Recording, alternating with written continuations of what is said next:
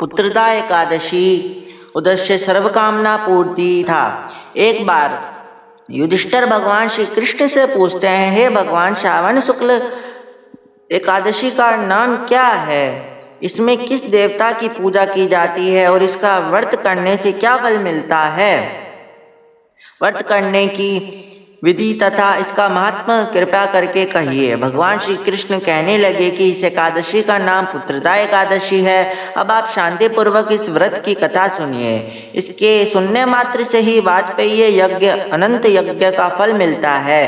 द्वापर युग के प्रारंभ में महिष्मती नाम की एक नगरी थी, जिसमें महिष्मती नाम का राजा राज्य करता था, लेकिन पुत्रहीन होने के कारण राजा को राज्य सुखदायक नहीं लगता था। उसका मानना था कि जिसके संतान ना हो उसके लिए यह लोक परलोक दोनों ही दुखदायक होते हैं। पुत्र सुख की प्राप्ति के लिए राजा ने अनेक उपाय किए, परंतु राजा को सुख पुत्र की प्राप्ति नहीं हुई।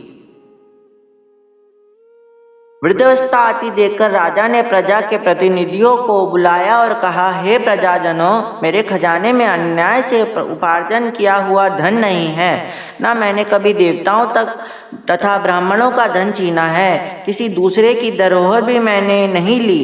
प्रजा को पुत्र के समान पालता रहा। मैं अपराधियों को पुत्र तथा बांधवों की तरह दंड देता रहा।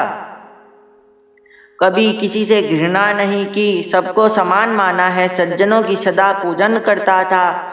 इस प्रकार धर्मयुक्त राज्य करते हुए भी मेरे पुत्र नहीं है, सो मैं अत्यंत दुख पा रहा हूँ। इसका क्या कारण है? राजा महिष्मती कि इस बात को विचारने के लिए मंत्री तथा प्रजा के प्रतिनिधि वन को गए। वहाँ बड़े बड़े ऋषि मुनियों के दर्शन किए। राजा की उत्तम कामना की पूर्ति के लिए किसी श्रेष्ठ तपस्वी मुनि को खोजते फिरते रहे।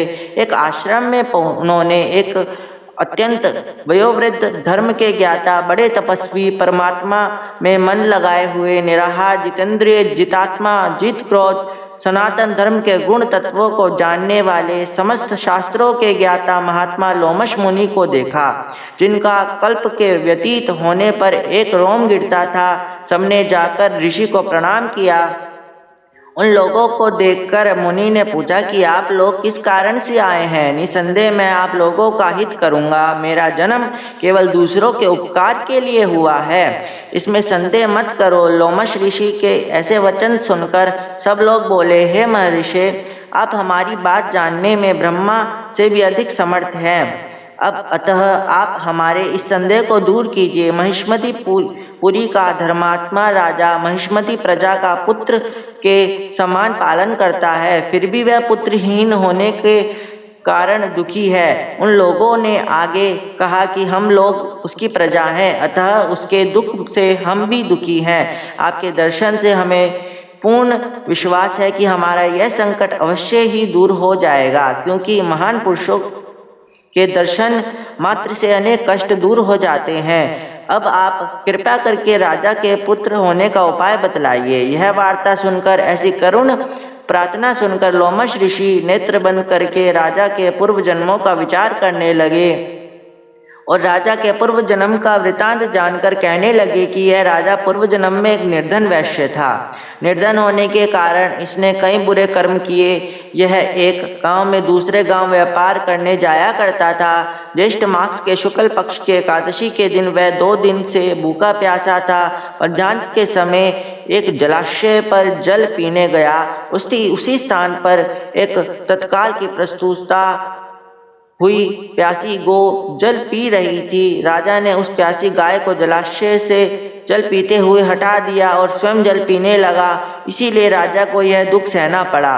एकादशी के दिन भूखा रहने से वह राजा हुआ और प्यासी गो को जल पीते हुए हटाने के कारण पुत्र वियोग का दुख सहना पड़ रहा है। ऐसा सुनकर सब लोग कहने लगे कि हे ऋषि, शास्त्रों में पापों का प्रायश्चित भी लिखा है, अतः जिस प्रकार राजा का यह पाप नष्ट हो जाए, आप ऐसा उपाय बताइए। लोमश मुनि कहने लगे कि श्रावण शुक्ल पक्ष की एकादशी को जिसे पुत्रदा एकादशी भी कहते हैं, तुम सब लोग व्रत करो और रात्रि को जागरण करो, तो इससे राजा का यह पूर्व जन्म का पाप नष्ट हो जाएगा।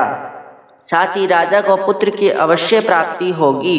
राजा के समस्त दुख नष्ट हो जाएंगे। लोमश ऋषि के ऐसे वचन सुनकर मंत्रियों सहित सारी प्रजा नगर को वापस लौट आई और जब श्रावण शुक्ल एकादशी आई तो ऋषि की आज्ञा अनुसार सबने पुत्रदा एकादशी का व्रत और जागरण किया। इसके पश्चात द्वादशी के दिन इसके पुण्य का फल राजा को मिल गया। उस पुण्य के प्रभाव से रानी के गर्भ धारण किया और 9 महीने के पश्चात उसके एक अत्यंत तेजस्वी पुत्र रत्न पैदा हुआ। इसीलिए हे राजन, इस श्रावण शुक्ल एकादशी का नाम पुत्रदा पड़ा। अतः संतान सुख की इच्छा रखने वाले मनुष्य को चाहिए कि वह ये विधि पूर्वक श्रावण मास के शुक्ल पक्ष की एकादशी का व्रत करे। इसके महात्म्य को सुनने से मनुष्य सब पापों से मुक्त हो जाता है और इस लोक में संतान सुख भोग कर परलोक में स्वर्ग को प्राप्त होता है। कथा का उद्देश्य, पाप करते समय हम यह नहीं सोचते कि हम क्या कर रहे हैं, लेकिन शास्त्रों में विविध होता है कि हमारे द्वारा किया गए छोटे या बड़े पाप से हमें कष्ट भोगना पड़ता है। अतः हमें पाप से बचना चाहिए, क्योंकि पाप के कारण पिछले जन्म में किया गया कर्म का फल दूसरे जन्म में भी भोगना पड़ता है।